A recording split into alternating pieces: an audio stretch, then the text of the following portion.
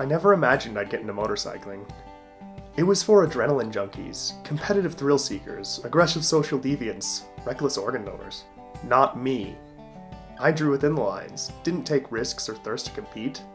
And when it came to adrenaline, hell, it took me 18 years and a pretty girl's smile to get over my fear of roller coasters. After all my uncle's boasting of broken bones from countless desert races told triumphantly over Thanksgiving dinner, with all those stories of violence and mayhem from my Harley-riding hardcore clubber tablemate, recited casually during board games, to think I'd end up here, exploring the world on 2 wheels. I didn't like playing tourist, or the chore of traveling, where expensive rides in cars and planes were met with hours of boredom, and rushing to stand in line. Taking a trip meant going to some series of idiot-proof tourist traps, conveniently freed of any challenges or surprises so as to not scare off the money. Everywhere I went, I'd already seen 1,000 times in pictures. I heard 100 tales of what it was like. Any enjoyment had to be scraped from crowded vistas and tuned in noise. Well, I did enjoy the trips to some extent, but at the greater cost of stress, money, and boredom. Hectic road trips and family vacations soured me to the idea of going anywhere far away. I was content with the world I knew, and those places I could reach for a few gallons of gas. Begin with a question, my archaeology professor loves to say. Curiosity is the mark of the explorer. I grin at these words. Where others are driven by status, happiness, or pleasure, I am driven by wonder. When presented with the unknown, others feel fear. I feel intrigue. So I spent my time looking around dark corners and dangerous alleyways. Well, anywhere else no one goes. What is it that people dread? This I wonder. I had a foray as an infiltrator. You know, those guys who venture into abandoned and derelict places. But this didn't last. Too many close calls with cops, and a companion's misstep into an elevator shaft ended that idea. I'm endlessly amused by photos of people holding cardboard signs at the tops of mountains. Did they hike it just to get to the top? Would it matter if they never took the photo or told anyone? Is their entire life just about reaching some ending? I hiked often, and though I took many photos, almost none included me. Pictures captured moments, things I saw, things I felt, things I wanted to remember. Given this was during the infancy of social media, before pictures were shared en masse for people to brag about what they've done, I never found much satisfaction in showing off my accomplishments. But I do find it in sharing the discoveries I've made along the way. Even the name, Adventures in Real Life, came from this, as I sat, stuck finding a title for the collection of things I wanted to share. I loved hiking for how easy it is to be fully present in a moment. You know, looking over some precipice or at a peculiar tree. How it exposes you to new and beautiful parts of the world. But the trouble with hiking is that for you to see more and more, you have to go further and further. You have to take longer trips. You have to drive far away. You can never see all that much on a single trek. It's slow and not particularly challenging. Sure, health was nice, but sitting in a car for hours made it less appealing.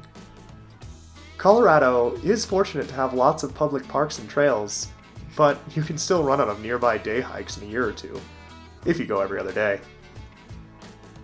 Life made me quite the dilettante, as I dabbled in the arts and sciences. My passion was never really for any subject, though understanding my experiences demanded I learn a little about something. My questions were entirely human, but I found in the upper echelons of nearly every subject, things become so detached from real life they have little practical value. Education is learning more and more about less and less until you eventually know everything about nothing. A joke I heard once. Not everyone is fortunate enough to discover what drives them.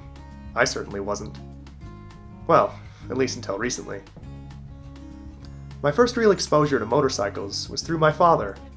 In his teenage years, he rode trails with his siblings. In a moment of nostalgia at one of those Thanksgiving dinners with my enduro racing uncle, he decided we should pick up the hobby. I'd like to say I was excited. and that my love of motorcycles started there. But that would be a stretch. To be honest, I was terrified.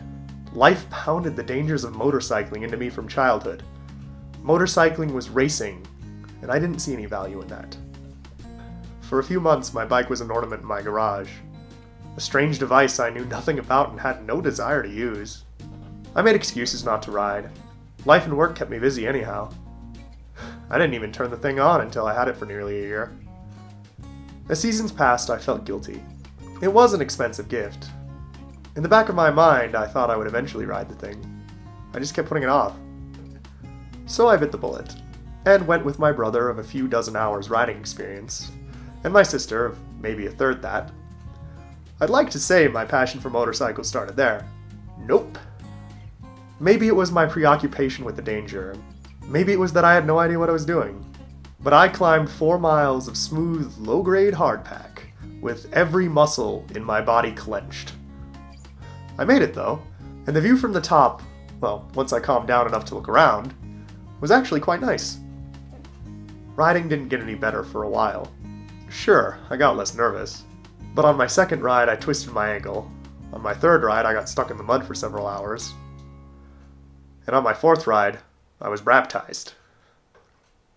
My brother gave me bad advice that I should ignore the fear and just ride as quickly as I can, so I sacrificed a fifth of the skin on my back to a gravel road. I've learned since, fear is there for a reason, but the fear of falling doesn't keep you from falling. It only keeps you from progressing. At this point, I had decided I was out. Well, not completely, but I'd felt I'd shown enough appreciation that season, and could take a break from terror-based clenching. A month or two of healing later, my brother begged me to go with him on an extended trip to the Silverton area. A free vacation couldn't be all that bad, so I gave it another shot. By then, I had enough experience riding that I could actually take in the scenery around me, instead of just holding on for dear life. Sure, we had gone to scenic places before, all within an hour or so drive of my house. Through towns I knew, places I'd seen bits of from the highway, went out hiking or on hunting trips, where we'd only ride for 2 or 3 hours at most, and cover maybe a dozen miles of trail. This was a place I never heard of, an area I'd never driven through, towns with names I didn't know. It was a blank spot on the map inside my head. Just some empty area of the world with no importance or value. Over a long weekend, I quadrupled the number of hours I spent on my bike. And over a few hundred miles, I took in so many amazing things I'd never seen in pictures. Unlike those family trips, it didn't cost anything. It was sensational, as it immersed me in the environment. Nothing like the flavorless, climate-controlled people boxes called cars. You could go farther in a day's ride than in a month of hiking, and it was never boring. There, in the beautiful San Juan Mountains, I found what dual-sport motorcycling could be. I had a ticket to see the world. All I need do was learn how to use it. I had to become an adventurer.